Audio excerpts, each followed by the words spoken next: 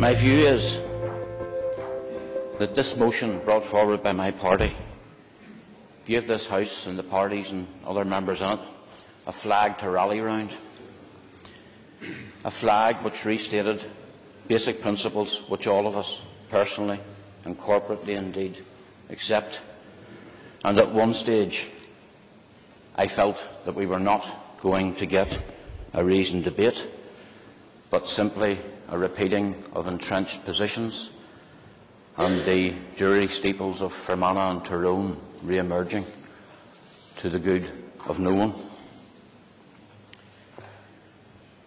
We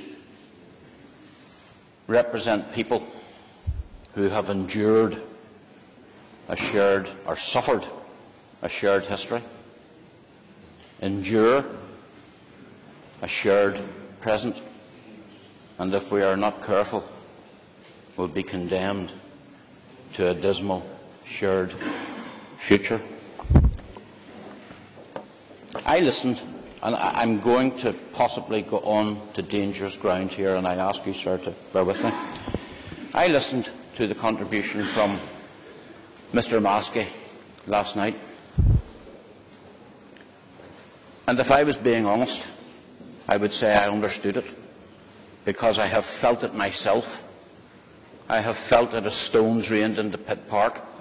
I have felt it when bricks and petrol bombs bounced off the roofs in Duke Street and Thistle Court, and I have felt it in Clune Place.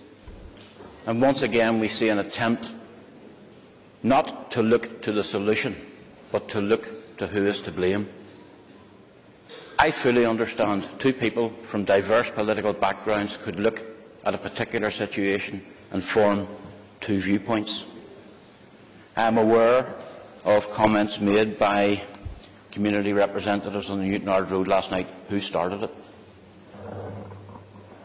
I was disturbed to a degree by some of the coverage of last Saturday's events, which basically wrote the script that was enacted last night, and last night wrote the script that will be enacted tonight. The events of last Saturday were not, honestly, in my opinion, as described by Mr. Maskey.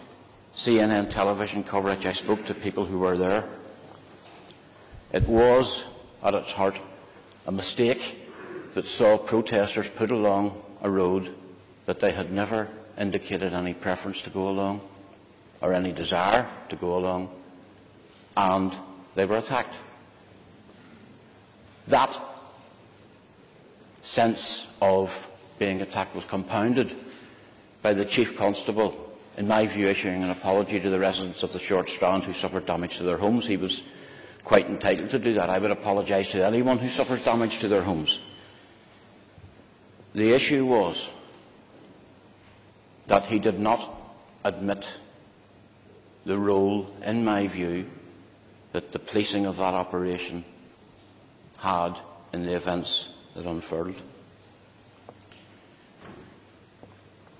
Before unionism can address, and I'm talking purely in terms of unionism, because I'm aware there's been a good deal of criticism from nationalism, which I can accept, that unionism is looking into itself. These problems, in some respects, in my view, can only be solved by the unionist community looking at itself. And I do believe, and I say it again, that a fundamental difficulty at the core and the heart of this perception that the world is against them, that the tide is against them, that history is against them, has its roots in the Belfast Agreement, the St Andrews Amendments, and indeed Hillsborough. Because that whole process, no matter how cleverly couched, was political manoeuvring which was necessary. And I, having not been a member of the Ulster Unionist Party at that time, will stand up and say I voted against the Belfast Agreement. Not because I differed with what its aspirations were, but because I did not think it could be delivered. And I never imagined it would get this far, where people in this chamber, including me, who would quite happily have murdered each other, could set aside those differences of the past in the hope of delivering a better future for all of our people. Unionists, whether nationalism and republicanism accepts it or not, viewed all of that period of negotiations as a settlement, an end, a finish to 3,500 dead people, which is a fairly heavy bill to pay for any settlement, to 40 years of the destruction of the infrastructure. They viewed it as a settlement. Republicans and nationalists, and I have to confess, they were pretty open about it, viewed it as a process along a series of stepping stones towards an objective that could not be obtained by murder, mayhem, destruction and firearms, but by persuasion.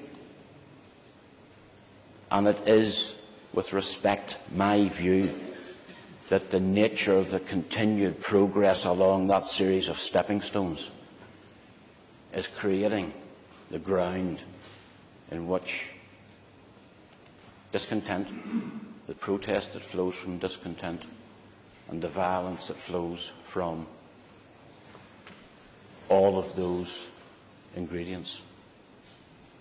I do not set myself up as intelligent or politically gifted. I always try and tell the truth from what I understand it to be. I have no answers, but I at least have the questions from which we may be able to derive the answers. I congratulate you, Mr. Speaker, on your handling of this debate. I sincerely wish at some stage in some interface in Belfast someone capable of maintaining order in the way in which you did would appear. I cannot overstate the impact on community relations, and particularly the relationship between sections of the union's community and the police.